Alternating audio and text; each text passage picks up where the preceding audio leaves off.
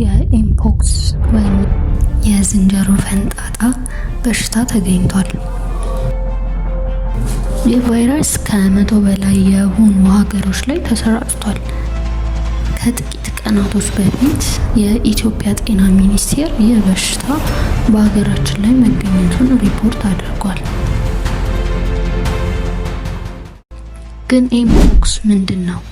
ይህ በሽታ ምን ያህል አደገኛ ነው? እና ራሳችንን እና ቤተሰባችንን ከዚህ በሽታ እንዴት መጠበቅ እንችላለን? በዚህ ቪዲዮ ላይ እነዚህንና ሌሎች ጠቃሚ መረጃዎችን አጋራችኋለሁ። እስከ መጨረሻው ተከታተሉ።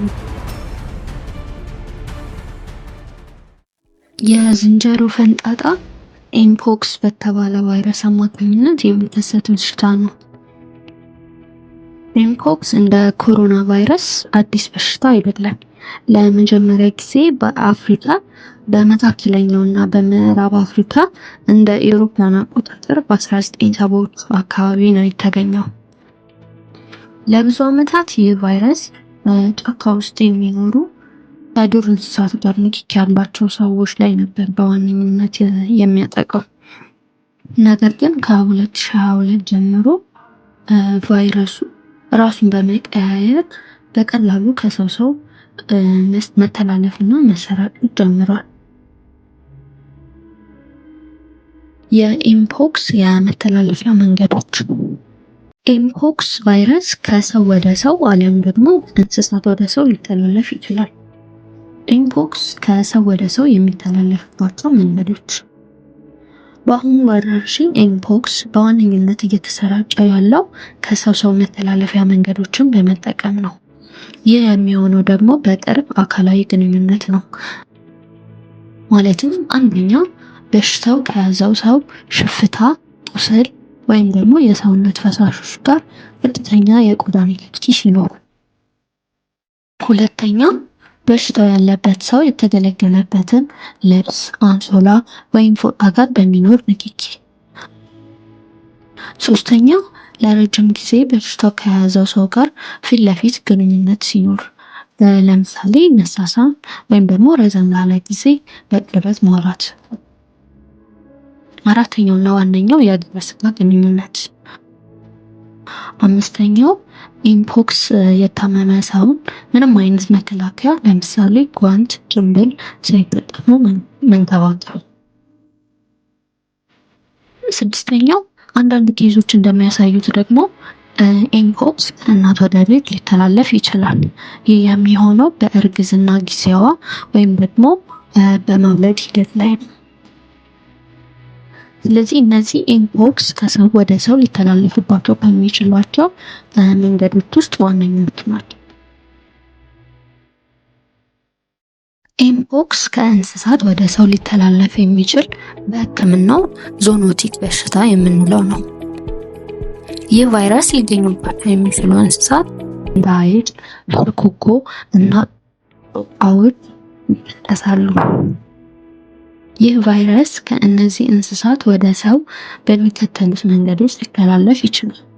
አንደኛው በሽታው የያዘው እንስሳ ቢነክሰን ወይም ቢቦጭቀን። ሁለተኛ እኛ ሀገር ብዙ የተለመደ ባይሆንም ያልበሰሉ የዱር እንስሳት ስጋን በመመገብ። ሶስተኛ የእነዚህን እንስሳ ቆዳ፣ ደም ወይም ፈሳሽ ያለ መከላከያ መነካካት። ይህ ቫይረስ በእንደዚህ አይነት መልኩ ከተላለፈ አሁን ደግሞ አንድ ሰው በዚህ ቫይረስ ከተያዘ በኋላ ሊያሳያቸው የሚችሉ ምልክቶችን እንመልከት። አንድ ሰው በቫይረሱ ቅድም በጠቀስናቸው መንገዶች ማለትም ከሌላ ሰው ወይም እንስሳት ለቫይረሱ ተጋላጭ ከሆነ በኋላ ወዲያውኑ ምልክት አያሳይም። ይህ ምልክት ሳያሳይ የሚቆይበት ጊዜ ኢንኩቤተር ፔሪድ ብለን እንጠራዋለን እና ይህ ጊዜ በአማካኝ ከ7 እስከ 14 ቀናት ይቆያል። ይህ ማለት ለምሳሌ አንድ ሰው ቫይረሱ ያለበት ሰው ጋር ግንኙነት ካደረገ በኋላ ወይም ደግሞ ቫይረሱ ያለበት እንስሳ ከነከሰው በኋላ የበሽታውን ምልክቶች ማሳየት የሚጀምረው ከ7 እስከ 14 ቀናት በኋላ ነው ማለት ነው። በቫይረሱ የተያዘ ሰው በመጀመሪያ የሚያሳያቸው ምልክቶች የሰውነት መጨመር ወይም ትኩሳት፣ የራስ ምታት፣ ብርድ ማለት፣ የጡንቻ ህመም፣ የድካም ስሜት፣ የጀርባ ህመም እና የሊምፍ ኖድ እብጠት። በአንገት፣ በብብት ወይም በብሽሽት አካባቢ የሚገኙ ሊምፍ ኖድ ተብለው የሚጠሩ ኦርጋኖች እብጠት። አንዳንድ ሰዎች ላይ ደግሞ የጉሮሮ መቅሰልና ሳል ሊታይ ይችላል።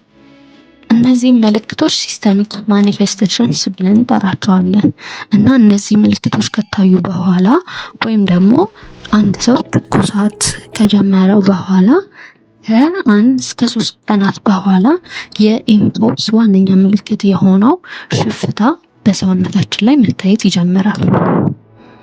ይህ ሽፍታ በበርካታ ደረጃዎች ውስጥ ያልፋል። መጀመሪያ ሲጀምር ጠፍጣፋ ነጠብጣቦች ወይም ማኪዮልስ ይባላሉ። ከዛ ትንንሽ እብጠቶች ይሆናሉ ወይም ፓፒዮልስ ብለን የምንጠራቸው። ከሱ ቀጥሎ ደግሞ ፈሳሽ የተሞሉ እብጠት ያላቸው ቁስሎች ወይም ቬዚክልስ ብለን ወደምንጠራቸው ይቀየራል። ከዛ ይሄ ቬዚክልስ ደግሞ ፊስቹላስ ብለን የምንጠራቸው ወይም መግል የተሞሉ ቁስሎች ይቀየራል።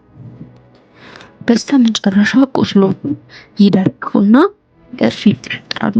በኋላም ሙሉ ለሙሉ ከቆዳችን ላይ ይወጣል ማለት ነው። ይህ ሽፍታ ወይም ቁስል በአብዛኛው ጊዜ ህመምና ማሳከክ ሊኖረው ይችላል